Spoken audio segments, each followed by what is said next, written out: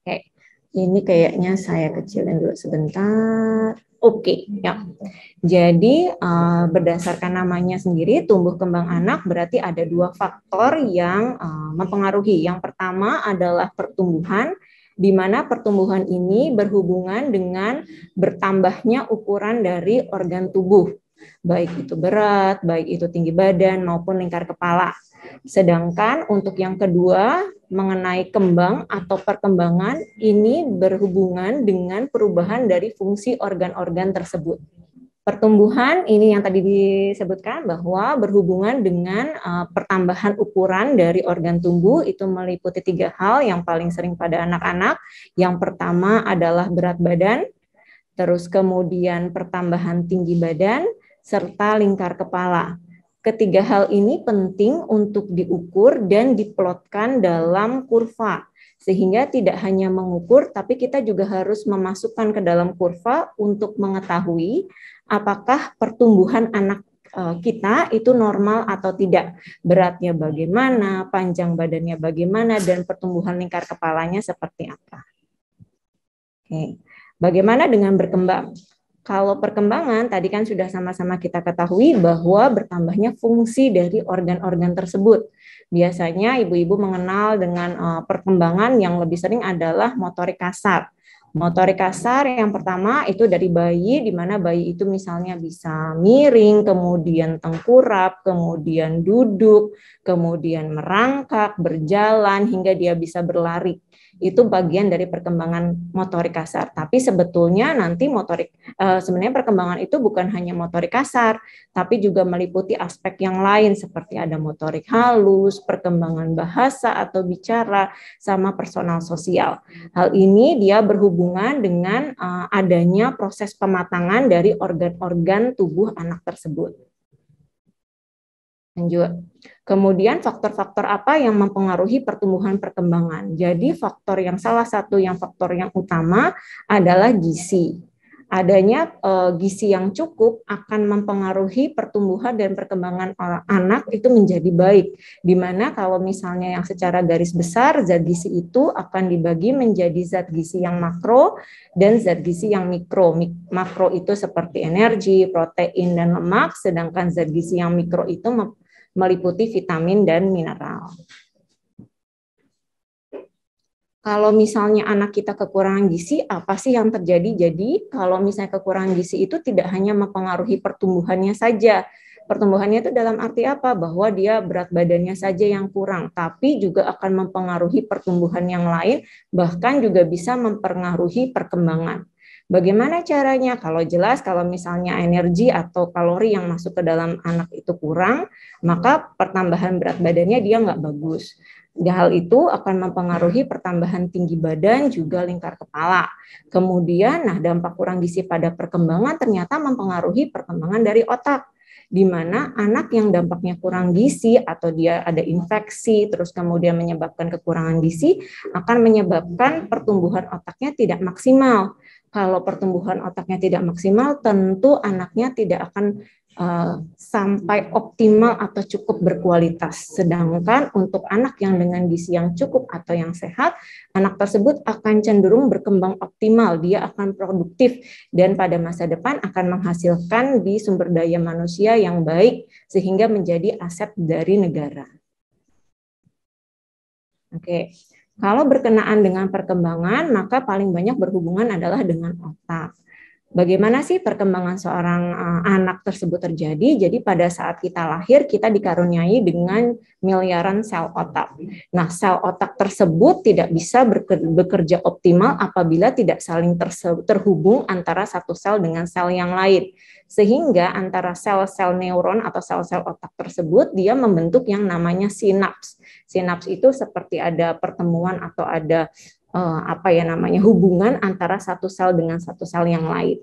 Nah, pada saat dia mulai lahir hingga 3 tahun, sel sinaps kita, sel otak kita yang jumlahnya sudah miliaran itu akan membentuk sinaps dengan jumlah yang banyak serta cepat, sehingga banyak yang kita sebut bahwa oh ini golden age-nya anak, di mana kita ketika kita mengajari anak di bawah 2 tahun begitu dia cepat sekali untuk menangkap, mengerti seperti itu karena dia belajar untuk membentuk sinaps. Di usia 3 sampai 8 tahun ternyata sinaps anak itu dia 2 kali lipat lebih banyak daripada orang dewasa. Kenapa begitu? Karena terus habis itu kalau si sel-sel itu atau sinaps itu tidak digunakan, maka pelan-pelan dia akan mati sendiri atau dia namanya apa ya? Obliterasi, dia akan mati sehingga pada usia 8 sampai 18 tahun apabila tidak kita optimalkan perkembangannya atau stimulasinya, maka akan terjadi penurunan kepadatan sinaps. Jadi bukannya makin bagus, dia akan makin jelek kalau kita tidak menstimulasi dengan baik. Lanjut. Aduh ini gambarnya kurang tampak, tapi yang kemarin lumayan. Ini sih sebetulnya menunjukkan adanya perkembangan anak, perkembangan sinaps anak, di mana waktu awal-awal yang tadi itu dia sangat rapat sekali. Terus kemudian bertambah usianya, kalau dia tidak digunakan, dia akan makin longgar. Semakin lama dia akan makin longgar karena kita membatasi misalnya harusnya dia bisa berkembang ke sini, kita tidak menstimulasi dengan baik sehingga si anak itu sel-sel otak, sel sinapsnya itu akan dia obliterasi sendiri. Oke, ini dia. Masa tumbuh kembang anak banyak mungkin moms atau ayah yang mendengar di sini ada yang namanya masa keemasan atau golden age. Atau kalau misalnya kita dengar itu 1000 hari pertama itu dari mulai hamil sampai di usia 2 tahun. Ini merupakan fondasi bagi si anak tersebut untuk nanti bertumbuh dan berkembang di masa depan. Jadi pertumbuhan dan perkembangan itu tidak ditentukan nanti, tapi ditentukan sejak mulai dini, yaitu sejak perencanaan kehamilan. Jadi rencanakanlah kehamilan dengan baik, sehingga nanti pada saat dia lahir, outcome-nya juga bagus. Outcome itu si bayinya itu bagus. Nah, setiap anak itu punya kecepatan perkembangan itu yang berbeda-beda. Mungkin mom sama ayah gitu sering mendengar, kok anak yang ini sudah begini, yang itu belum begitu, begitu ya. Bahwa sebenarnya setiap anak itu punya potensinya beda-beda dan kecepatannya berbeda-beda. Tapi nanti kita belajar bahwa tidak boleh sampai terlambat. Jadi tidak apa-apa berbeda, tapi tidak boleh terlambat. Jangan membandingkan betul anak kita dengan anak lain, tapi ada rule atau ada red flag di mana moms harus tahu bahwa yang ini sudah mulai tidak normal. Salah. Oke. Bagaimana kita menstimulasi pendidikan anak? Pertama, kita harus mengetahui dulu karakteristik si anak. Anak itu tuh seperti apa. Kemudian kita nanti belajar, kita moms sama ayah juga harus belajar mengenai tahap-tahap pertumbuhan dan perkembangan anak sehingga kita tidak mudah mendengar kanan kiri, oh ini anaknya sudah begini, sudah begitu, oh anak saya ternyata dibandingkan sama anak lain cukup lebih cepat atau lebih lambat. Mom harus punya pengetahuan apakah tahap tumbuh kembang anak saya itu normal atau tidak. Kemudian kita juga harus memperhatikan seluruh aspek kecerdasan. Jadi kecerdasan anak itu kan bukan cuma masalah belajar, tapi ada kecerdasan bahasa, ada kecerdasan dia musik, ada kecerdasan dia yang emosional, terus aspek agama itu juga harus diperhatikan. Pada saat kita menstimulasi, tentu kita harus menciptakan suasana menyenangkan serta tidak membosankan. Nanti kita akan belajar kenapa sih harus seperti itu. Oke. Ini tadi ciri-ciri anak. Nah, anak itu sebetulnya pada awalnya mempunyai ciri-ciri yang sama, tapi balik lagi perkembangan itu berbeda-beda ya. Kecepatannya dia berbeda-beda. Jadi semua anak itu mempunyai ingatan yang mudah menyerap serta cepat belajar. Berbeda dengan orang dewasa yang cenderung memilih begitu ya, mana yang mau diingat, mana yang mau dibaca, mana yang mau belajar. Anak itu dia akan menyerap semuanya. Sehingga apa yang diperkenalkan sama si anak tersebut akan berpengaruh terhadap apa yang akan dikerjakan oleh anak tersebut. Kemudian yang kedua, anak itu belajarnya itu melalui bermain. Bukan dia dengan duduk, diam, terus kemudian, oh ya harus belajar ya, kamu hadap-hadapan gitu ya. Belajar ini 1, ini 2, ini 3, tidak seperti itu. Anak itu belajarnya itu melalui bermain sehingga tidak mudah bosan. Dan anak itu akan lebih nyaman atau lebih fun gitu ya, lebih menyenangkan ketika dia belajar. Kemudian yang ketiga, semua anak itu melalui sejumlah tahap perkembangan. Jadi ada perbedaan antara perkembangan anak di bawah 1 tahun dengan di atas di bawah 2 tahun, di bawah 3 tahun gitu. Itu berbeda-beda. Anak juga semua anak itu menunjukkan kebebasan untuk menunjukkan kemampuan dan keterampilan yang dimiliki. Kemudian ini tadi karakteristik anak usia dini, di mana anak itu suka meniru. Mungkin mom sama ayah juga tahu bahwa anaknya, kok anak saya suka niru apa yang dikerjakan orang tua. Iya, dia belajar melalui pengalaman yang dia dapat. Jadi apa yang dia lihat, apa yang dia dengar, itu yang akan dia kerjakan. Anak itu punya curiosity yang tinggi, dia itu penasaran. Kenapa sih orang tua mengerjakan ini? Kenapa sih orang tua ngelihat handphone? Kenapa sih orang tua makannya misalnya berdiri? Kenapa sih anak orang tua seperti ini seperti itu? Kemudian anak itu cenderungnya spontan. Dia lihat karena dia belum punya pertimbangan antara yang baik sama yang buruk, maka dia kerjakan begitu saja. Terus kemudian anak itu cenderung lebih senang, lebih happy. Kenapa? Karena belum banyak beban pikirannya. Anak itu juga selalu ingin tahu, unik, dan suka bermain. Oke, nah tadi kan diperkenalkan bahwa anak itu belajar melalui bermain. Sehingga kita harus menciptakan permainan-permainan yang memang bisa melatih atau menstimulasi perkembangannya anak. Seperti contohnya apa? Ini memasukkan air ke botol.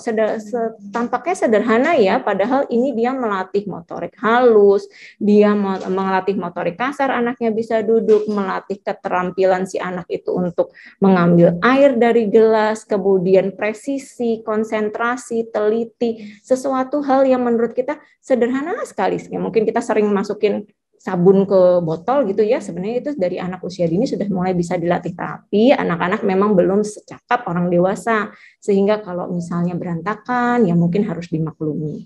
Kemudian bagaimana dengan logika matematika, mulai yang dari ini jumlah memasukkan 3, memasukkan 4, jumlah dari balok itu juga sudah mulai melatih dari logika matematika. Bermain pasir ternyata juga membantu untuk si anak itu mengenal rasa taktil di kaki. Jadi dia melatih kekuatan otot di kaki, motorik kasarnya dapat, kemudian motorik halus dengan dia mencoret-coret atau dia mengkais-kaisi pasir, itu juga ternyata membantu si anak itu untuk belajar. Lanjut, ini sama tadi ya, anak itu belajar melalui seluruh inderanya. Jadi dia itu eksplorasi, rasa penasarannya tinggi, serta dia suka kegiatan yang menyenangkan, bukan kegiatan yang membosankan. Apa sih manfaat belajar untuk anak? Manfaat bermain untuk anak. Nah, ternyata manfaat bermain buat anak tadi sudah saya sampaikan, dia itu membentuk kecerdasan anak serta kepribadiannya anak. Kecerdasan tadi sudah dijelaskan, ketelitian, kemudian motorik halus, motorik kasar, itu juga melalui bermain bisa kita kerjakan. Kemudian pada saat dia bermain, anak itu tidak sadar sebetulnya kalau dia sedang belajar. Karena tidak ada unsur paksaan, anak itu senang, ada kegiatan fisiknya, dia suka.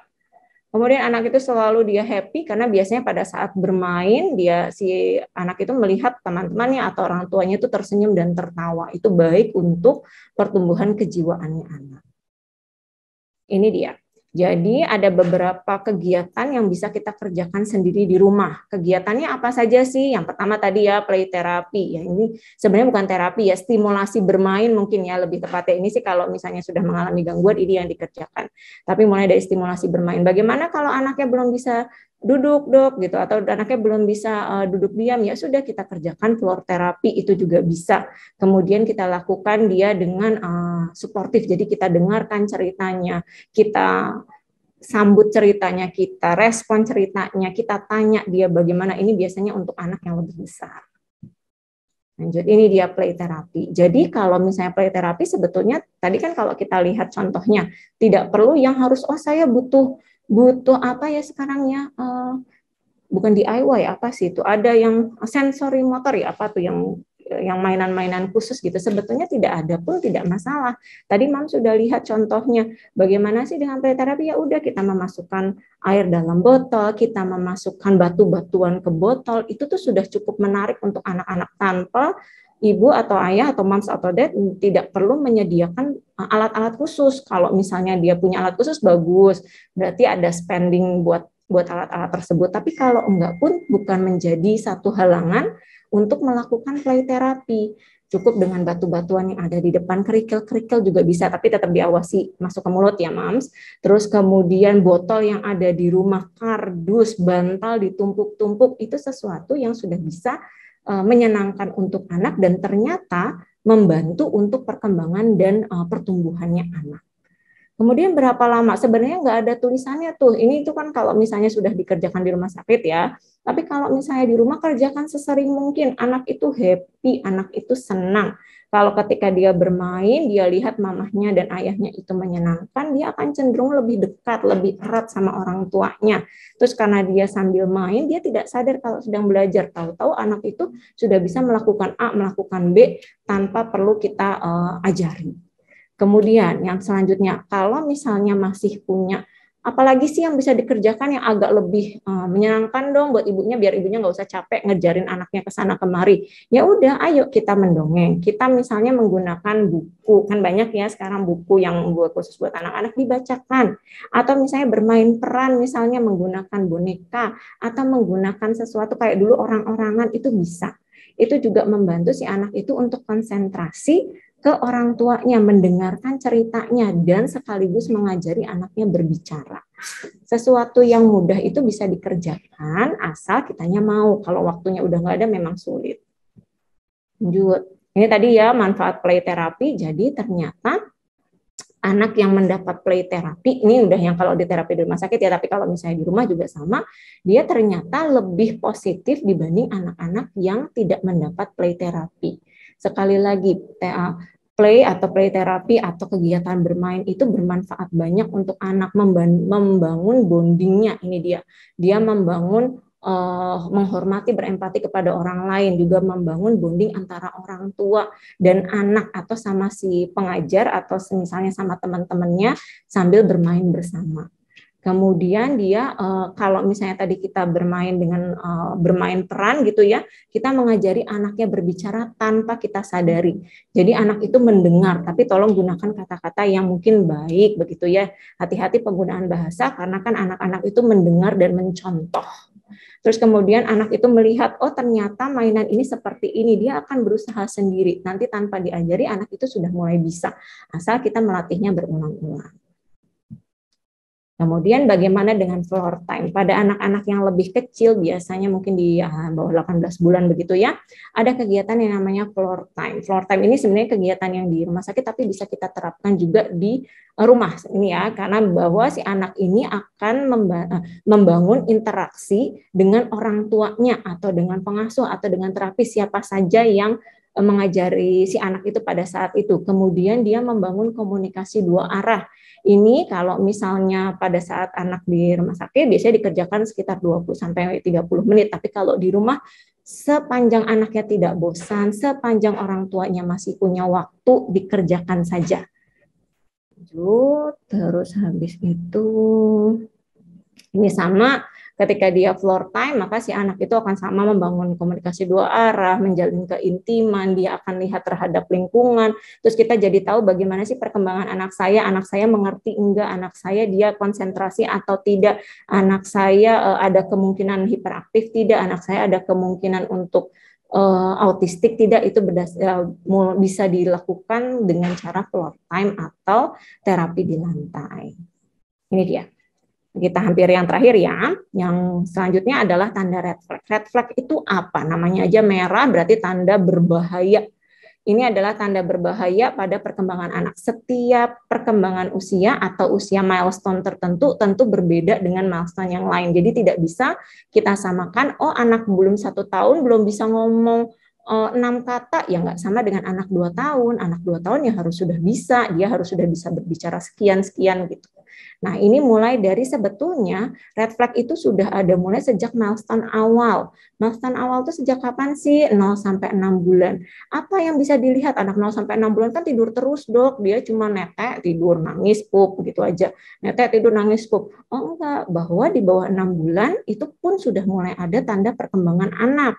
Kalau misalnya Mam sama Dad punya buku KIA atau dari rumah sakit mana aja sama sebenarnya, dia ada nih, oh anak usia sekian sudah bisa apa, anak usia sekian sudah bisa apa. Nah, minimal anak 0 sampai 6 bulan itu kontak matanya ada dengan orang tuanya. Jadi kalau anaknya tidak kontak mata dengan baik, anaknya tidak tersenyum, tidak melihat orang tuanya, ya harus dipastikan apakah anaknya melihat atau tidak, apakah anaknya mendengar atau tidak, atau jangan-jangan ada gangguan perkembangan ke arah autistik. Itu sudah mulai harus diperhatikan.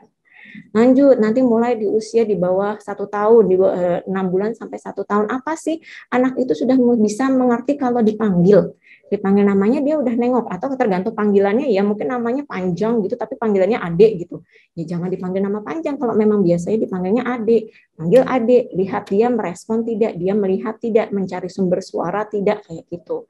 Kemudian kalau untuk motorik kasar mungkin Moms lebih pengetahuannya sudah cukup lah dengan motorik kasar ya. Anaknya sudah bisa harus mulai belajar duduk tanpa disupport, harus nanti belajar untuk merangkak, berdiri berpegangan, kemudian berjalan.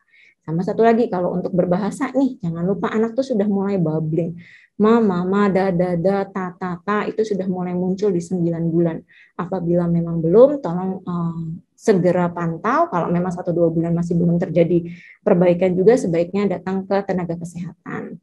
18 bulan juga sama, si anaknya berarti sudah bisa berdiri, sudah mulai bisa berjalan 1-2 langkah, kemudian sudah mulai ada kata-kata yang berarti. Kata-kata yang berarti ya, bukan oh iya Dok, anaknya sudah bisa mama gitu. Itu tidak berarti, itu masuknya di sini. Bukan di sini. Di sini itu sudah jelas mama, pah, gitu. Itu memanggil, itu berbeda dengan babbling. Itu juga harus mulai hati-hati. Kemudian si anak itu biasanya sudah mulai bermain dengan teman-temannya atau bermain dengan orang tuanya, mengajak bermain, itu juga sudah mulai di 18 bulan. Di 19 bulan jumlah katanya dia masih banyak, kemudian hati-hati dengan kontak matanya, sering lewat tuh di sini, oh anaknya kontak matanya nggak bagus, ternyata tidak bagus, tapi orang tuanya tidak tahu kalau kontak matanya tidak bagus.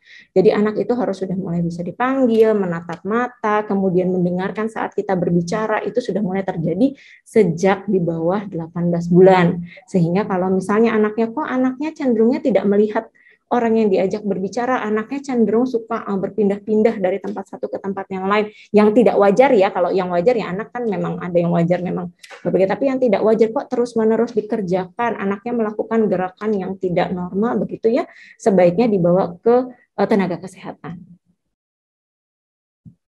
Ini sama, ini benar. Tadi kan saya bilang bahwa perkembangan anak itu berbeda-beda. Apakah anak itu berhenti berkembang di 2 tahun? Tidak, anak itu tidak pernah berhenti berkembang sampai dia dewasa. Jadi ketika anak itu berhenti berkembang ketika dia mulai berdewasa, karena dewasa itu sudah terset. Oh ini perkembangannya di sini. Nah anak 3 tahun juga sama, anaknya disuruh berhenti nggak berhenti. Anaknya disuruh ngambil ini itu udah dari 2 tahun juga sudah mulai hati-hati. Anaknya belum bisa merangkai 3 kata, ma aku mau makan, ma mau minum gitu. Itu sudah harus dikerjakan di anak 3 tahun. Anaknya masih cenderungnya main sendiri, nggak suka sama orang lain, nggak mau main bersama orang lain. Coba hati-hati. Jangan-jangan anaknya memang ada keterlambatan perkembangan. Sama 4 tahun ini juga.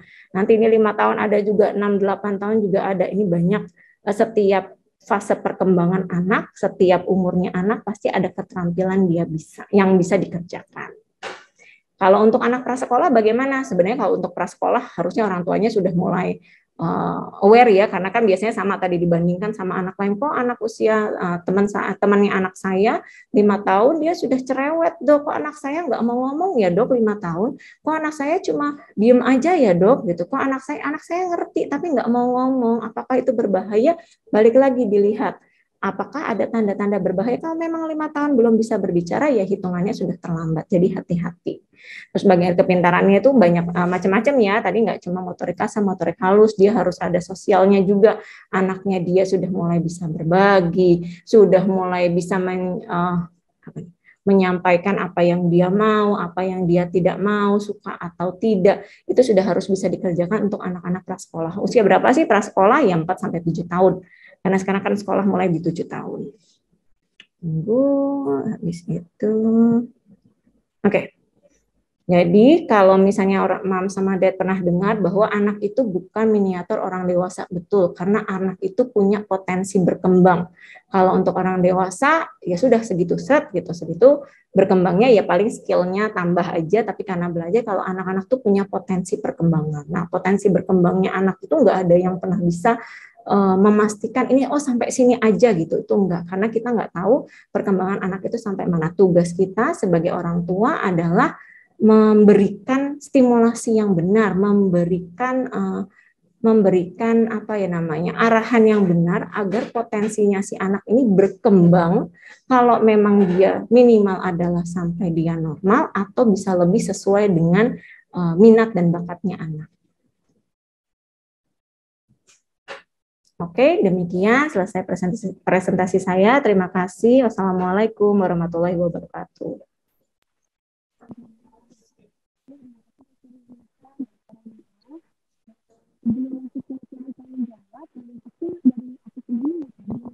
Tunggu sebentar, suaranya kurang keras. Sebentar ya.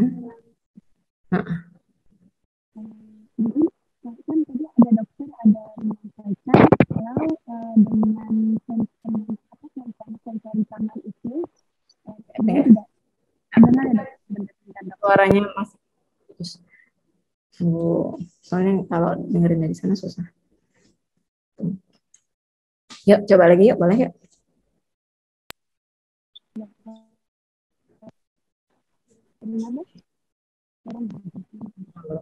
Dibenerin dulu yang.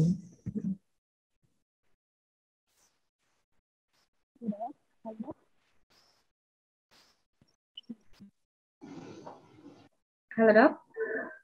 Ya, oke. Salah settingannya berarti dok. Jadi dok, kalau misalkan kan tadi dokter ada sampaikan nih dok, kalau dengan sensori sekarang yang lagi banyak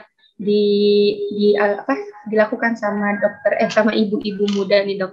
Berarti itu sebenarnya tidak terlalu penting ya dok ya untuk dilakukan. Sebenarnya boleh dilakukan tapi tidak mesti dilakukan banget gitu ya dok ya. Pertanyaannya kurang jelas, bisa diulang lagi? Ya. Kan tadi dokter ada sampaikan nih dok, kalau misalkan sensori yang biasa sekarang dilakukan oleh ibu-ibu muda kayak pasir atau sensori yang lain-lain gitu, itu ternyata memang efeknya tidak terlalu penting ya dok, atau bagaimana dok? Enggak, salah. Mungkin kurang tepat. Jadi sensory play ya, gitu ya. Terus habis itu mainan yang sensory play yang dijual gitu ya. Itu bermanfaat semua, betul bermanfaat ya, karena itu bagian dari membantu atau menstimulasi perkembangannya anak. Tapi maksud saya adalah tidak perlu beli. Misalnya tidak mempunyai spend money untuk beli alat-alat, kan alat itu ada harganya ya. Kalau kebetulan memang punya uang lebih, boleh, itu bagus karena dia memang dirancang untuk perkembangan sensory play anak, betul. Biasanya nanti ada usia sekian itu ini, usia sekian itu gitu ya. Itu bagus. Tapi jika tidak punya uang atau misalnya ada pengeluaran yang lebih besar, terus itu ternyata menghambat kita untuk melakukan stimulasi sama anak, itu salah. Jadi bisa kita kerjakan dengan alat yang kita punya di rumah. Gitu. Kalau misalnya lebih ya jauh lebih bagus kalau memang gitu. Oke, baik dokter. Terima kasih dokter untuk klarifikasinya dari yang saya tangkap dok. Berarti memang ada efeknya tapi bisa dilakukan tanpa harus membeli alat-alatnya, begitu ya dok ya? Baik dok, ini dok udah banyak banget nih dok pertanyaan dari para peserta webinar kita, sulit gitu pilih dok, soalnya ternyata bagus-bagus semua nih dok pertanyaannya. Aku pilih beberapa mungkin ya dok ya, kalau misalkan 7 pertanyaan boleh dok? Boleh dok. Yang pertama nih dok, dari Jonathan Diando di Kota Punan Minahasa, Jawa Barat itu di Kota Punan Minahasa. Jadi bertanya dok, bagaimana cara menstimulasi pola daya pikir secara psikomotorik pada anak lewat komunikasi dan edukasi yang dapat dicerna oleh anak sejak dini supaya terhindar dari refleks. Ini lebih ke psikomotoriknya dok, pola daya pikir secara psikomotorik. Ya. Mungkin langsung dijawab dokter. Yuk saya jawab ya. Ini yang saya tangkap ya, soalnya pertanyaannya panjang, nggak bisa dirangkum, jadi yang saya dengar aja dulu ya. Nomor 1, tergantung usia anaknya. Jadi setiap, tadi kan saya bilang perkembangan anak itu berbeda-beda sesuai dengan usianya.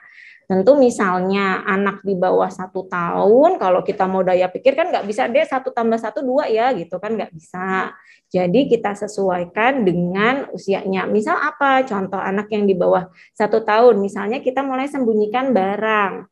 Misalnya kita lihatkan ini barang, terus habis itu kita sembunyikan di bawah bantal, lihat apakah dia bisa mengangkat si bantal tersebut terus mencari benda tersebut. Nah, artinya kan anak ini sudah mulai bisa memecahkan masalah, bisa mencari benda itu di mana ya, tertutup enggak kayak gitu. Oh, ini ternyata bendanya ada di bawah sini gitu. Dia berusaha untuk menemukan barang yang hilang. Itu untuk anak di bawah 1 tahun. Beda lagi untuk anak di bawah 2 tahun. Misalnya di bawah 2 tahun, dia ayo kita masukin, ayah misalnya ayah atau mams memberikan contoh memasukkan kubus yang berwarna merah, kubus yang berwarna hijau gitu atau yang pink gitu ya ke kotak yang ini, kotak yang itu kan nanti membantu sama si anak itu akan membantu, oh ternyata warna ini harus disatukan sama itu, warna yang ini harus sama yang itu kayak gitu.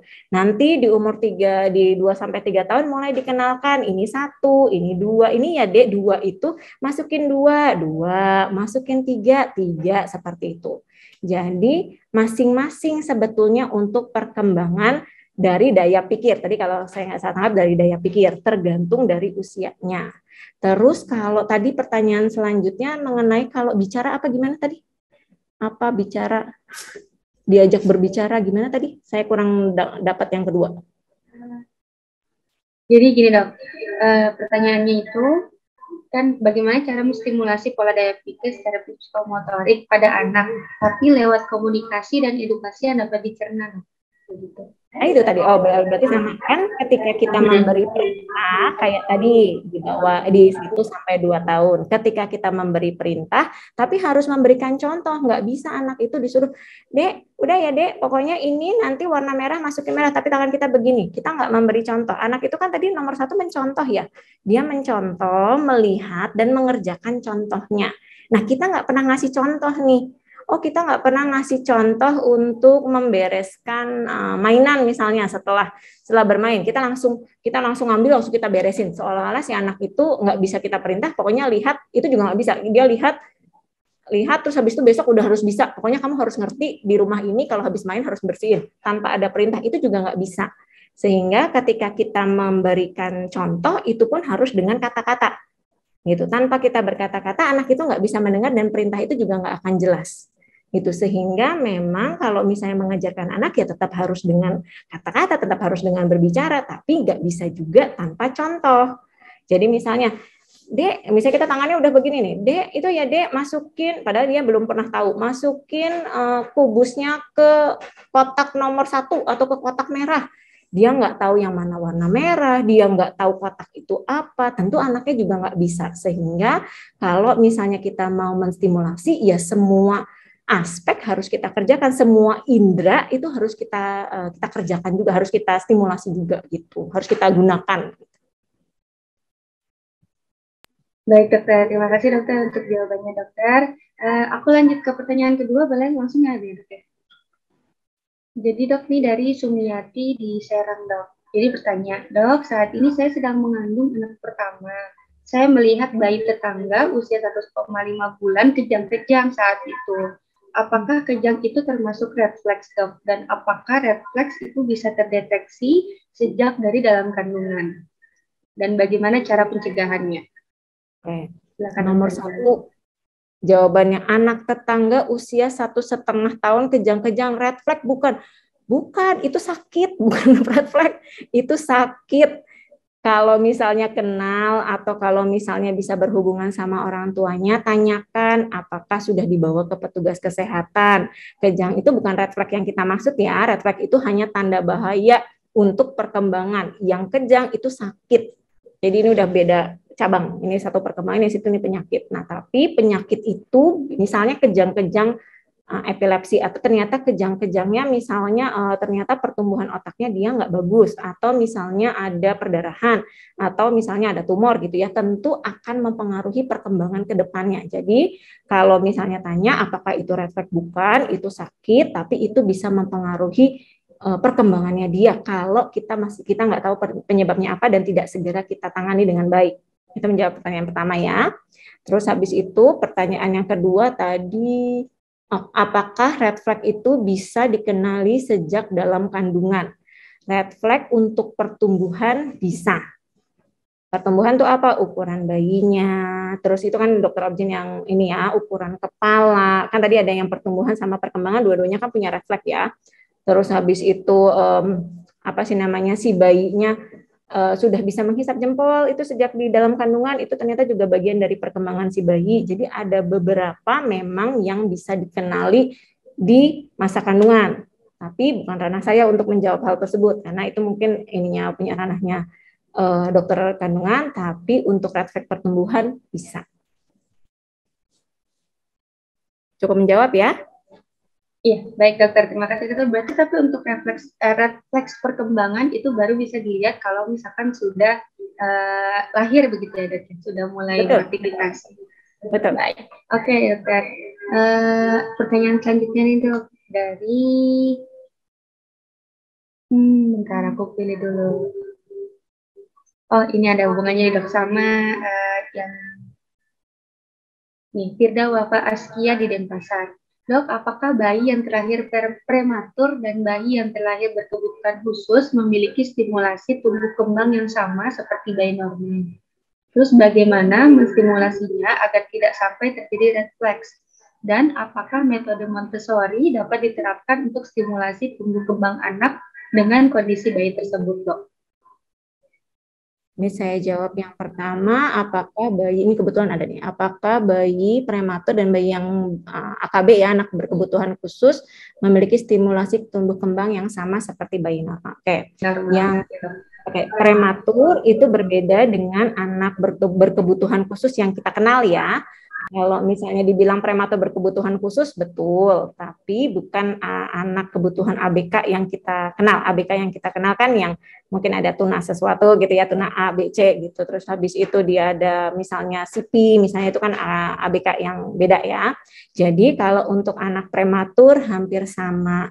Anak prematur itu masuk kategori bayi resiko tinggi untuk gangguan perkembangan.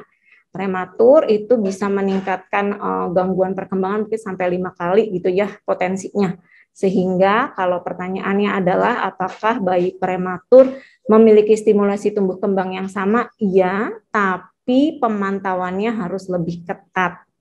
Gitu. Mungkin kalau misalnya anak-anak yang lain mungkin 3 bulanan gitu ya atau 6 bulanan gitu mungkin ibunya sudah bisa. Kalau misalnya untuk anak bayi yang prematur lebih waspada lagi karena resiko untuk terjadi gangguan perkembangan pada anak prematur itu lebih besar dibanding anak yang lahir normal, usia kehamilannya normal.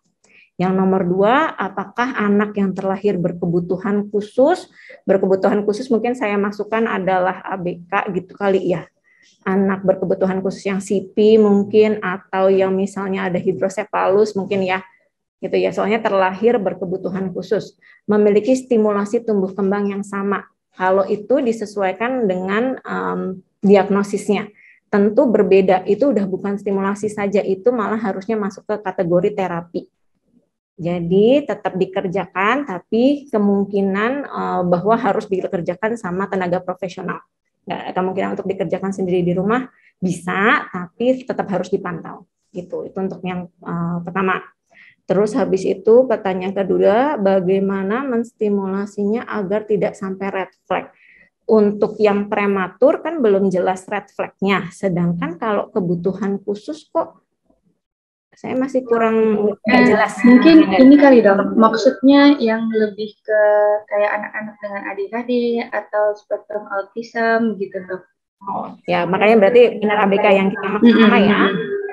Kalau untuk bayi yang prematur, bagaimana stimulasinya itu sama seperti anak normal biasa. Jadi usia 0 sampai 3 bulan bisa dikerjakan ini, 3 sampai 6 bulan bisa dikerjakan ini kayak gitu. Jadi sama. Kita stimulasi secara motorik kasar, motorik halus, kemudian kita lihat kontak matanya bagaimana, dia tersenyum, sudah bisa mengeluarkan kata, itu sama kalau yang prematur. Tapi kalau untuk yang ABK, yang anak berkebutuhan khusus, itu sudah red flag, hitungannya sudah bukan tidak sampai red flag, dia sudah red flag. Sudah red flag sehingga dia butuhnya terapi. Itu pasti udah red flag gitu. Terus pertanyaan selanjutnya yang tentang Montessori-nya dok. Metode Montessori dapat diterapkan yang dapat sama. Tadi udah jawaban yang pertanyaan sama. Kalau untuk yang prematur sama, Montessori-nya sama seperti anak normal, bedanya hanya pemantauannya karena masuk bayi resiko tinggi untuk gangguan perkembangan. Kalau untuk anak ABK beda, dia terapi jatuhnya. Baik, jadi bukan lebih ke stimulasi ya dok. Kalau untuk anak ABK udah masuk ke ranah terapi ya dok ya. Baik, terima kasih Dokter Yunita untuk penjelasannya. Semoga cukup menjawabnya untuk Mbak Firdawa Kuliah di Denpasar. Jadi kita sudah bisa membedakan nih kalau misalkan untuk anak yang prematur, kalau misalkan tatap matanya masih bagus, cara bicara masih bagus, itu masih bisa distimulasi seperti anak normal. Tapi kalau sudah ada gangguan autism atau ADHD, sudah masuk ke ranah terapi. Oke, selanjutnya nih dok dari Muhammad Yasin di Mojokerto dok. Dok, yang pertama, ada 3 nih dok, pertanyaannya agak banyak. Jika anak melewati 1-2 fase tumbang anak, bisakah stimulasi tetap dilakukan ke anak tersebut meskipun tidak sesuai usianya dok? Itu pertanyaan pertama. Kemudian selanjutnya, bagaimana stimulasi perkembangan sosial anak, sedangkan selama lebih dari 2 tahun ini kan jarang bersosialisasi dengan lingkungan karena pandemi dok. Terus jadi bagaimana untuk menstimulasi perkembangan sosialnya? Terus yang ketiga, jenis permainan stimulasi apakah perlu beragam dok, atau satu jenis permainan motorik saja dengan repetisi yang berulang itu sudah cukup? Banyak nih dok pertanyaannya nih dok. Oh ini pertanyaannya agak rumit, saya jawab satu-satu dulu ya. Ini ya, saya juga kebetulan buka yang nomor 1, jika anak melewati 1-2 fase tumbang. 2 fase tumbang anak. Aduh, melewati 1-2 fase tumbang anak, bisakah masih stimulasi tetap dilakukan ke anak meskipun sudah tidak sesuai? Misalnya usianya, anak usia 3 tahun itu fase berguling dan merangkak di usia di bawah 1 tahun, apa bisa distimulasi di usia sekarang? Jawabannya tidak. Tidak jelas jawabannya tidak. Kenapa? Karena stimulasi itu one step ahead biasanya. Jadi misalnya usia 6 bulan, dia berarti one step stimulasinya adalah untuk duduk misalnya. Jadi one step ahead atau di usianya itu. Sehingga kalau misalnya dia sudah terlewat ya, tapi dia sudah mulai perkembangan selanjutnya. Contohnya anaknya begini, anaknya tidak berguling, tapi beliaunya tidak menyampaikan apakah anaknya sudah bisa berjalan. Anaknya sudah normal nih berjalannya. Berarti apakah habis itu anak yang sudah berdiri berjalan sudah stimulasi berguling gitu ya? Itu enggak. Fase yang sudah lewat tapi dia sudah mencapai usia selanjutnya itu enggak bisa diulang. Contohnya lagi misalnya anak yang sudah bisa berlari misalnya 2 tahun, tapi dulu ingat nih orang tuanya, oh dulu anak saya nggak merangkak kok gitu. Bisa nggak saya suruh anak saya merangkak sekarang? Itu nggak bisa, itu bukan stimulasi dan pertanyaan selanjutnya nih dok. Jadi untuk tadi yang kedua, bagaimana stimulasi perkembangan sosialnya dok untuk anak-anak yang pandemi dok? Oke, bagaimana stimulasi perkembangan anak sedangkan selama lebih dari 2 tahun jarang bersosialisasi dengan lingkungan karena pandemi ini? Oke, yang ini sama ya. Jadi samanya adalah bahwa hal ini memang sulit dikerjakan pada saat pandemi. Si anak tidak bisa bersosialisasi dengan anak lain di usianya dia begitu ya. Terus kalau misalnya dia nggak bisa karena pandemi, apa yang harus dikerjakan? kan bisa jadi sosialisasi itu tidak hanya dengan usia yang sebaya, tapi bisa dengan usia yang lebih besar, misalnya dengan orang tuanya. Dengan cara apa? Tadi misalnya di anak 2 tahun sampai 3 tahun gitu ya, dia kan perkembangan paling banyak adalah daya pikirnya misalnya. Bukan ya, daya pikirnya. Jadi diajak bercerita, diajak bermain peran yang mungkin hampir sama kalau dikerjakan di pendidikan anak usia dini. Yang itu hampir sama, diajak bernyanyi, diajak dia bermain gitu ya, bermain fisik, lari-lari. Ya kita menciptakan sendiri karena memang kalau untuk dia bersosialisasi dengan anak seusianya agak sulit, kita yang bisa menciptakan suasana sendiri yang hampir mirip gitu. Oke, baik. Berarti tadi masuk ke yang flirt terapi itu ya, Dok, ya, yang flirt terapi itu, Dok. Semua yang ngobrol-ngobrol. Play terapi kan juga ini Mas. Kan sebenarnya itu sama, bedanya kan untuk usianya aja, Dok. Jadi kalau flow terapi kan untuk anak yang belum bisa duduk, terus habis itu anaknya belum berjalan, lari gitu kan dia cenderungnya lebih flow terapi, jadi duduk di bawah. Tapi kalau untuk anak semua tuh semua masuknya sama play terapi gitu. Baik, Dokter. Terima kasih Dokter untuk jawabannya. Dok, mungkin ini agak nyambung nih, Dok, sama pertanyaannya Sheila dari Bekasi. Jadi dia bertanya, Dok, bagaimana jika anak 2 tahun sudah diperkenalkan dengan gadget, Dok? Apakah benar malah memperlambat proses bicaranya? Dan apakah benar jika anak dengan susu formula bisa terlambat bicara? Kan mungkin sekarang ini kan lagi banyak ini ya, Dok, ya, pakai gadget. Orang tua lebih sering kasih gadget buat kalau nangis kasih gadget, kalau nangis kasih gadget. Itu berhubungan nggak sih, Dok, sama perkembangan bicaranya? Ya, saya jawab dulu pertanyaan yang nomor 2 ya, yang udah pasti dulu. Apakah susu formula mempengaruhi perkembangan bicara? Tidak. Jadi sejauh ini tidak ada penelitiannya dan tidak ada juga nih bahwa susu formula bisa mempengaruhi bisa menyebabkan keterlambatan bicara pada anak. Itu enggak jawabannya. Oke. Terus habis itu saya balik ke pertanyaan yang pertama, bagaimana dengan anak yang diberikan gadget? Apakah benar mempengaruhi perkembangan bicara? Iya, jawabannya. Jadi melalui banyak penelitian dan banyak pengamatan begitu ya, pada anak yang diperkenalkan gadget sejak dini, anak tersebut akan menerima input satu arah. Kan kalau tadi yang di play terapi itu lebih ke dua arah, di mana kita mengajak anaknya berbicara, ini kita ajak anaknya berekspresi, dia melihat langsung, jadi ada komunikasi dua arah. Kalau dengan gadget jadinya komunikasinya satu arah, jadi dia cuma dapat input, tapi tidak diperkenalkan untuk tidak diberikan ruang atau tidak diberikan waktu untuk memberikan respon, karena dia cuma melihat aja.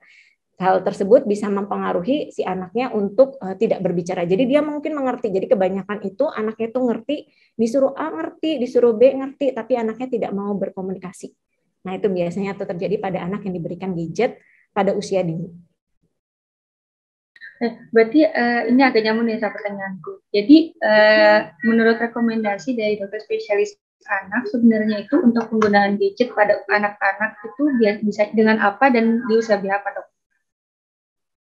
Kalau untuk rekomendasi, yang pertama untuk di bawah 2 tahun itu tidak diperkenankan untuk menggunakan gadget.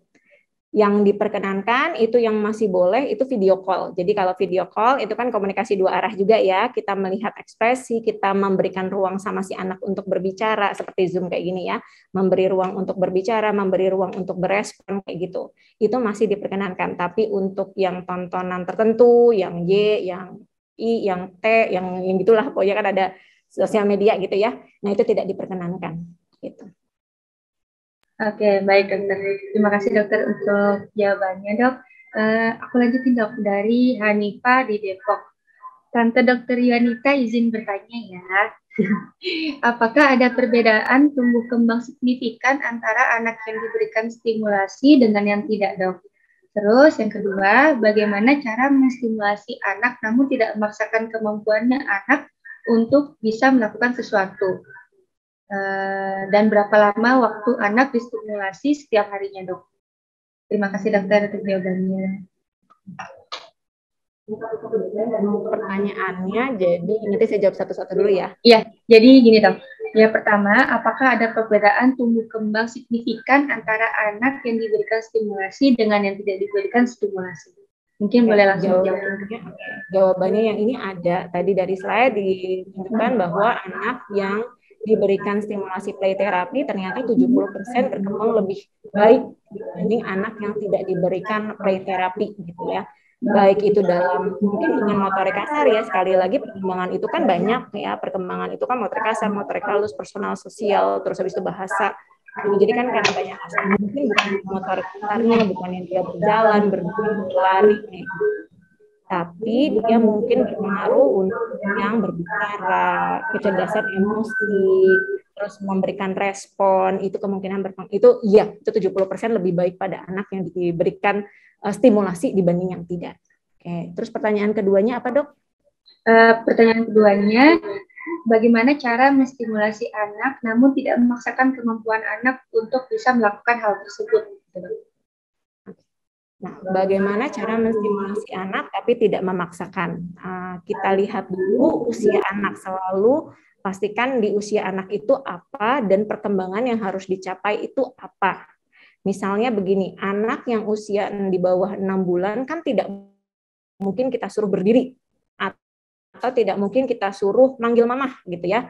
Itu kan memaksakan. Tapi menstimulasi minimal kita memastikan dulu, oh perkembangan anak 3-6 bulan, anak saya sudah lewat belum ya, sudah selesai belum ya gitu. Misalnya contohnya, oh anaknya 3-6 bulan, tapi dia belum bisa angkat kepala tegak, itu kan sudah red flag, itu bawa terapi.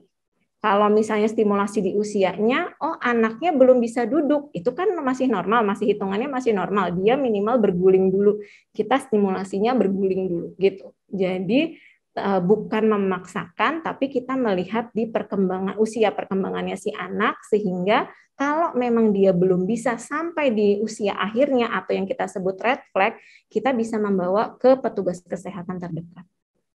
Gitu. Baik, dokter. Jadi ini lanjut lagi dari tetap masih dari orang yang sama, dari Hanifah. Untuk stimulasi di setiap harinya itu dok, ada rekomendasi waktunya nggak ya? Berapa lama? Okay. Tidak ada rekomendasi yang tegas gitu ya, mengenai berapa jam sih anak itu boleh dilakukan stimulasi. Selama anak itu masih merasa bahwa stimulasi kita itu menyenangkan, stimulasi kita itu tidak menyakitkan, tidak membuat dia bosan, itu boleh dikerjakan berulang-ulang. Contohnya misalnya mengajak anaknya membaca buku misalnya, begitu. Mengajak anaknya membaca buku. Anaknya masih senang nih membaca buku, boleh nggak diteruskan? Boleh.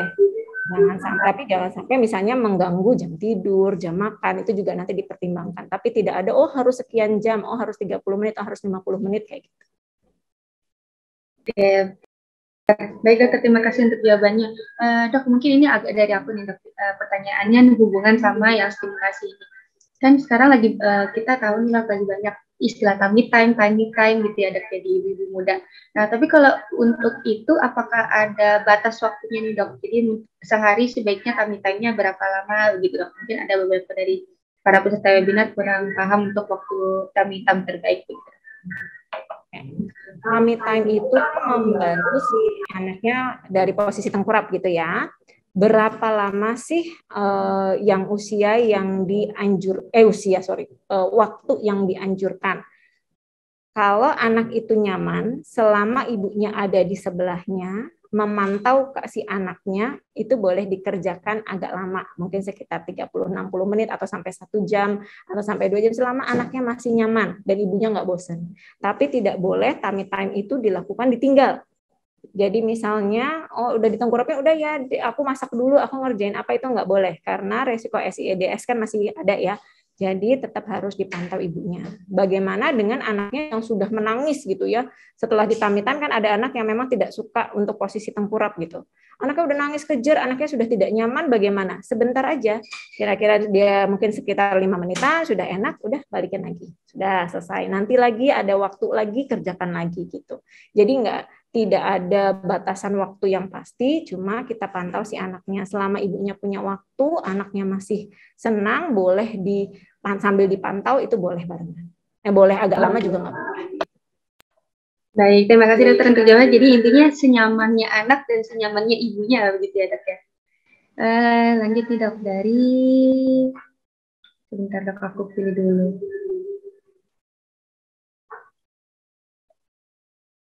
Mungkin aku mau kasih kesempatan nih dok untuk para peserta webinar yang mau langsung bertanya langsung dengan Dokter Yuanita. Aku kasih kesempatan untuk 2 orang, boleh di raise hand, nanti kita pilih untuk buka video dan juga buka mic-nya. Sambil dipilih, oh ini dok, dari Muhammad Yasin di Mojokerto. Izin bertanya dok, sugar rush pada anak yang berkelanjutan, apakah akan mengganggu tubuh kembangnya dok? Karena anak saya sekarang kan 3 tahun, doyan sekali makan makanan manis. Dari bangun tidur hingga mau tidur lagi, minta makanan manis terus. Dan kurang menyukai jenis rasa lain. Nah itu apakah akan mengganggu pertumbuhan tumbuh kembangnya dok? Apabila mintanya manis-manis terus dan jadi malah sugar rush.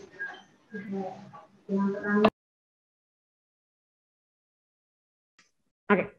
Kalau yang pertama tadi, kalau anaknya minta manis terus gitu, apakah mempengaruhi tumbuh kembangnya? Bisa ya, tidak. Bisa ianya, misalnya pada saat dia minta manis, anaknya sudah obesitas. Kalau misalnya kalorinya berlebih, tentu akan mempengaruhi obesitasnya, gitu ya. Nah, kalau misalnya kondisinya sudah seperti itu, maka sebaiknya mulai diatur pemberian makan yang gula gitu. Tapi coba dibedakan antara anaknya suka manis dengan sugar rush. Istilah sugar rush itu bukan terus makan manis terus pasti sugar rush, enggak. Mungkin kalau kita cari-cari lagi, sugar rush itu adanya gejala pasca pemberian makanan manis gitu, makanan manis yang banyak. Dia istilah aja sih sebetulnya, terus itu jadinya sugar rush. Contohnya apa? Pada anak-anak tertentu memang ada beberapa penelitiannya untuk anak-anak misalnya yang ADHD begitu ya. Dia kalau diberikan gula terlalu banyak, anaknya jadi lebih hiperaktif. Yang autistik juga jadi lebih tantrum misalnya. Nah, itu sugar rush yang dimaksud dari yang pemberian makan manis. Kalau misalnya memang akhirnya membuat si anaknya jadi tantrum, nanti kan dipantau sama orang tuanya ya. Oh, setiap kali anak saya makan misalnya coklat banyak, anak saya jadi cranky, dok, jadi cranky, jadi kayak nggak bisa diem, jadi kayak loncat-loncatan, kayak nggak pernah ada capeknya gitu. Nah, kalau misalnya kondisinya seperti itu, ya mungkin ya itu akan mempengaruhi, bukan mungkin saja, ya itu akan mempengaruhi pertumbuhan dan perkembangannya. Tapi kalau misalnya enggak, anaknya masih suka, berat badannya masih bagus dan masih dalam kondisi yang baik gitu, mungkin bisa boleh, tapi tetap harus diatur. Baik, terima kasih dokter untuk jawabannya. Udah ada yang raise hand, dok. Aku mau kasih kesempatan dulu untuk Pak Jonathan Diando. Ini tadi mungkin yang udah bertanya di awal, tapi mau langsung bertanya lagi, dok. Boleh di on cam dulu, diaktifkan dulu kameranya dan suaranya.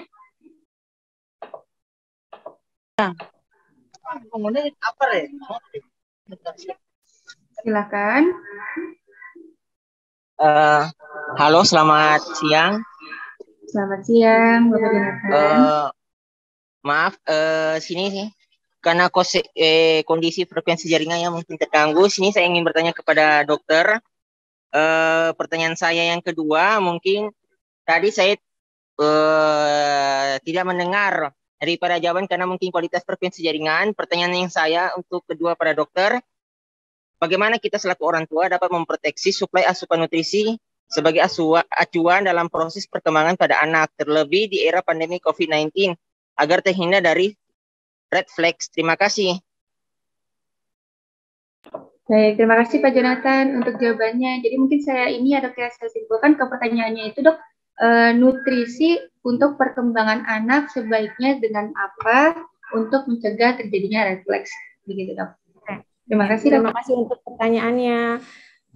Tadi yang menanyakan nutrisinya ya, bagaimana memproteksi suplai asupan nutrisi untuk proses perkembangan anak pada saat era pandemi.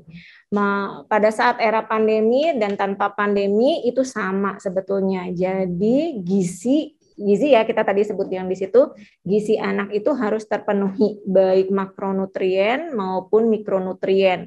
Bagaimana caranya? Bagaimana caranya kita hitung sebetulnya. Ini agak rumit memang.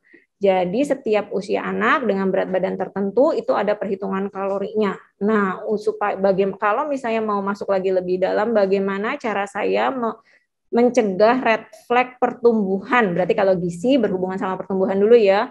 Pertumbuhan pada anak saya, maka orang tua harus lebih memantau berat badannya si anak.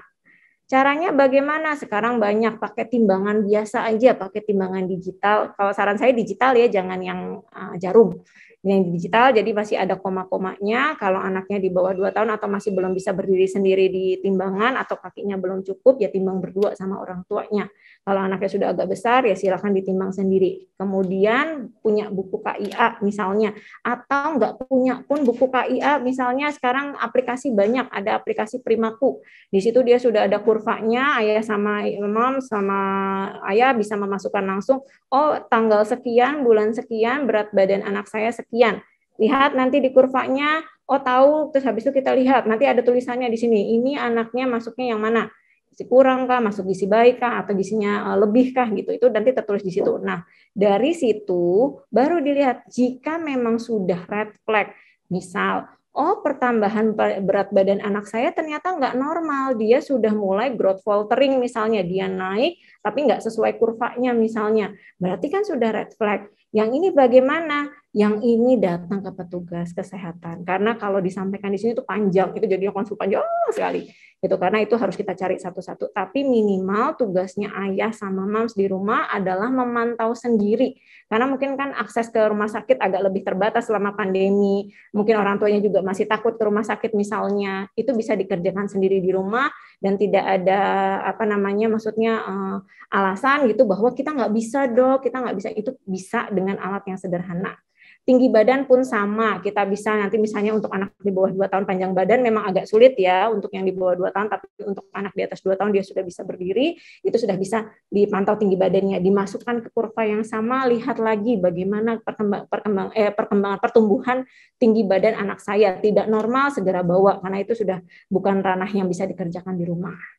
Terus kemudian kalau misalnya nanti dari nutrisi ya tadi berarti kan kita udah tahu dulu pertumbuhannya, nanti dari petugas kesehatan kalau memang ada gangguan baru nanti akan dihitungkan jumlah kalorinya dan lain-lain sebagainya. Tapi kalau normal silahkan kerjakan di rumah, berarti aman-aman saja. Gitu. Terus kalau misalnya tadi udah menjawab ya benar ya? Udah 2 itu dok. Oke. Baik dokter, terima kasih dokter, semoga cukup menjawab ya Pak Jonathan. Ini aku pilih satu lagi untuk pertanyaan terakhir kali dok ya, karena kita udah 9.50 nih. Ini ada 4 nih dok. Mungkin dokter mau bantu pilih dok, ada dari Arshila, Bayi Purwanti Rahayu, sama Liana Purba. Ternyata banyak banget nih dok yang mau bertanya sama dokter. Aku pilih Arshila aja kali ya dok ya. Monggo silakan. Baik, Ibu Arshila mungkin boleh dibuka dulu kameranya. Oke, silakan Mbak Arshila kalau bertanya langsung dengan Dr. Yunita. Iya, izin bertanya, bagaimana kalau anak saya yang laki-laki senang bermain masak-masakan seperti perempuan, apakah tidak apa-apa? Lalu bagaimana sih caranya biar anak nggak kecanduan gadget? Baik, terima kasih Mbak Arshila untuk pertanyaannya. Itu tadi dokter ada 2 pertanyaan dari Mbak Arshila. Kalau anak laki-laki tapi suka main masak-masakan atau mainan perempuan, apakah berbahaya atau sebenarnya tidak apa-apa? Terus yang kedua, tadi pertanyaannya gimana caranya supaya anak ini nggak ketergantungan gadget? Boleh dokter dijawab sebagai penutup pertanyaan. Pertanyaannya unik, beda sama yang lain. Oke, untuk pertanyaan pertama, bagaimana jika anak laki-laki suka masak-masakan? Apakah boleh atau tidak? Untuk masak-masakan sendiri, itu bagian dari perkembangan sebetulnya. Untuk anak usia di atas 10 tahun, begitu ya, sudah harus diperkenalkan sebetulnya dengan kegiatan masak, menggoreng, kemudian mencuci piring, itu sudah mau perempuan atau laki-laki itu sama. Jadi kalau hanya untuk masak-masakan selama satu tidak ada kecurigaan ke arah yang lain, sebetulnya masih diizinkan. Mungkin karena lingkungannya banyak kan perempuan anak ini, jadi tidak ada anak laki-laki yang lainnya sebagai contoh, sehingga si anak ini lebih suka bermain sama ya anak perempuan yang ada gitu. Jadi nanti coba dipantau dulu si anaknya, apabila masih dalam ranah yang normal harusnya masih aman. Tapi kalau ada kecurigaan, oh ini kok kayaknya bukan cuma masak, ternyata ada kecurigaan ke arah yang lain begitu ya.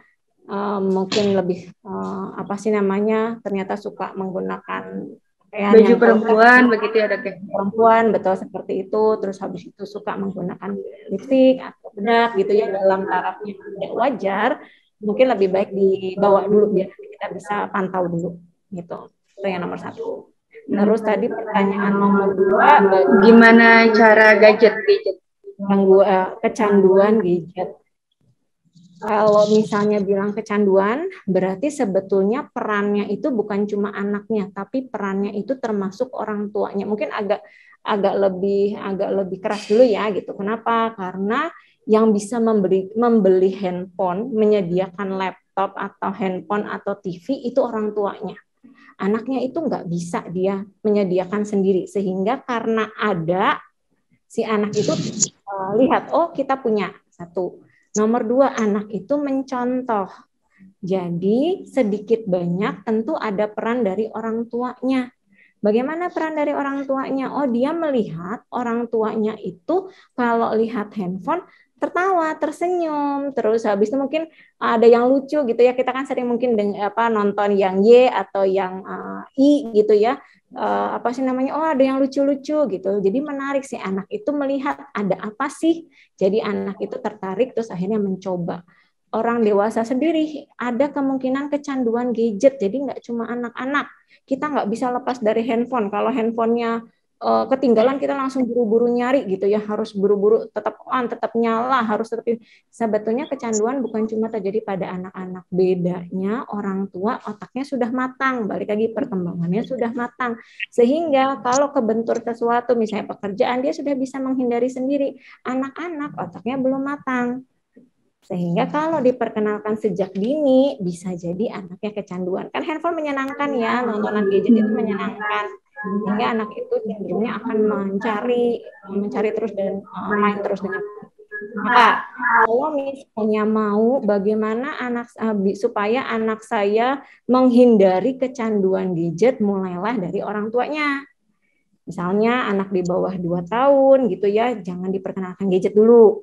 Kalau anak di atas 2 tahun dibatasi, oh misalnya gadget hanya untuk misalnya bernyanyi bersama, atau misalnya untuk mengenal warna, begitu. Misalnya nggak punya alat, tapi ditemani, itu masih diizinkan kira-kira 1 jam.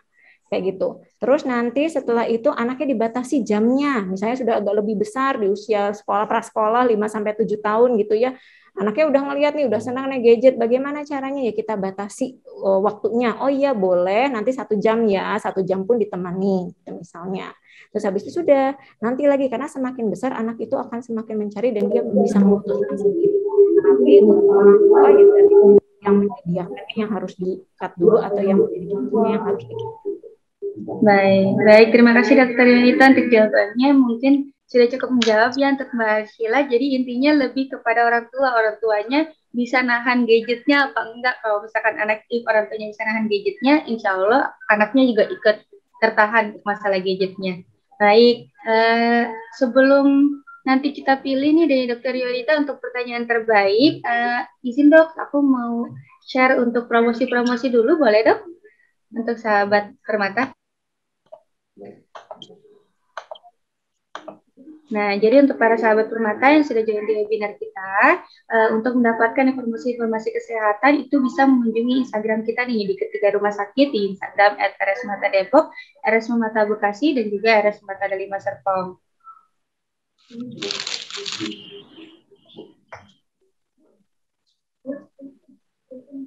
Kemudian kita juga ada akun YouTube, platform YouTube RS Mata Group. Jadi di YouTube ini kita ada expert talk dari dokter-dokter spesialis, dari spesialis anak, spesialis urologi, spesialis penyakit dalam. Jadi di sini juga banyak info kesehatan.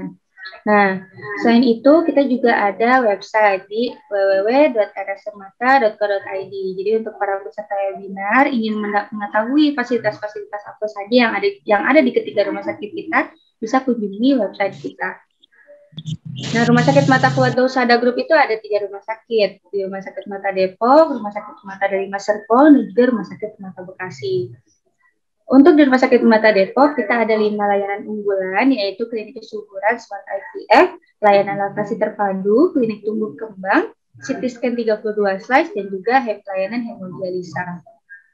Nah, ini untuk tampakan di Rumah Sakit Mata Depok. Jadi highlight kita itu di poli anak kita itu sudah tertata dengan nyaman nih. Jadi anak-anak yang ingin berobat ke Rumah Sakit Mata Depok, orang tua tidak perlu khawatir lagi kalau misalkan nanti tiba-tiba jadi cranky, butuh mainan. Gitu. Nah, untuk di Poliklinik RS Mata Depok juga kita lengkap nih untuk poliklinik spesialisnya, mulai dari spesialis penyakit dalam, spesialis anak, dan lain-lain. Ada juga layanan laktasi, layanan hemodialisa, dan juga poliklinik psikologi. Untuk di Rumah Sakit Mata Bekasi, kita juga ada 5 layanan terpadu, yaitu layanan laktasi terpadu, layanan inseminasi, tumbuh kembang, hemodialisa, dan pusat layanan kecelakaan kerja. Nah, berikut adalah tampilan di Rumah Sakit Mata Bekasi. Di Rumah Sakit Mata Bekasi kita juga ada poliklinik spesialisnya sudah lengkap nih, dari spesialis penyakit dalam, spesialis anak, spesialis saraf, kandungan, dan lain-lain sebagainya. Per bulan Februari kemarin, Permata Deli Serpong sudah ikut bergabung dengan Rumah Sakit Mata Keluarga Usada Group dengan hashtag New Brand New Image, karena Permata Deli Serpong sekarang lebih baik. Yang awalnya itu dia sebagai RS Putra Dalina, sekarang bergabung dengan Rumah Sakit Mata Keluarga Usada Group menjadi Rumah Sakit Mata Dalina Serpong. Dengan layanan unggulannya ada 3, klinik kebidanan kandungan, poliklinik anak, dan juga poliklinik penyakit dalam. Nah, ini untuk tampakan di Rumah Sakit Mata Dalina Serpong. Jadi untuk para sahabat mata yang berada di daerah Tangerang Selatan, bisa nih berobat ke Rumah Sakit Mata Dalina Serpong. Karena di Rumah Sakit Mata Dalina Serpong kita sudah ada poliklinik spesialis untuk spesialis penyakit dalam, spesialis anak, kandungan, dan juga bedah umum. Dan juga akan menyusul nanti ada layanan laktasi juga nih di Rumah Sakit Mata Dalina Serpong. Nah, di poliklinik anak kita juga bisa melayani konsultasi, sunat metode Smart Clamp, pencatatan evaluasi pertumbuhan anak, evaluasi perkembangan anak, dan juga imunisasi serta transfusi darah untuk anak dengan thalassemia. Untuk jadwal-jadwalnya boleh dilihat di website kita, dan juga dokter-dokternya kita kalau misalkan di Rumah Sakit Mata Depok ada 9 dokter dengan dokter wanita juga. Untuk di Rumah Sakit Mata Bekasi ada 5 dokter. Sedangkan untuk di Rumah Sakit Mata Dalina Serpong ada 4 dokter spesialis anak. Nah, bagi para peserta webinar, apabila masih takut nih untuk datang ke rumah sakit, tapi misalkan anaknya sakit nih, tapi takut untuk datang ke rumah sakit karena masih masa pandemi, bisa melakukan telemedicine dengan RS Mata Group. Di Rumah Sakit Mata Depok kita ada tes kepribadian online, promosinya untuk mengetahui introvert kah atau extrovert kah anak diri kita ini. Dan juga ada vaksin meningitis untuk FCU, haji, dan umroh. Harganya juga terjangkau. Sedangkan untuk Rumah Sakit Mata Bekasi, kita ada paket medical check up juga nih, penting untuk para karyawan apabila ingin baru masuk ke ranah pekerjaan. Nah, kalau misalkan di Rumah Sakit Mata Dalina Serpong, kita ada layanan pijat bayi dengan harga 150.000 saja, dan juga ada paket ISG kehamilan seharga 175.000, serta persalinan SC metode ERAX dengan harga 13 juta all in bayi. Nah, khusus di Rumah Sakit Mata Dalina Serpong, kita masih ada promo permata dengan konsultasi online via WhatsApp free, mulai pukul jam 8 sampai jam 16.00 waktu Indonesia Barat. Nah, ini highlight-nya. Jadi Permata Keluarga Usada Group baru saja meluncurkan majalah kesehatan dengan tema Permata Sehat volume 6, Healthy Lifestyle. Jadi untuk para peserta webinar, apabila ingin mendapatkan majalah ini, bisa nih kunjungi www.rsmata.co.id/publication dan juga download untuk mendapatkan majalahnya. Karena di sini banyak nih tips-tips kesehatan yang belum tentu dilakukan nih di kegiatan kita sehari-hari.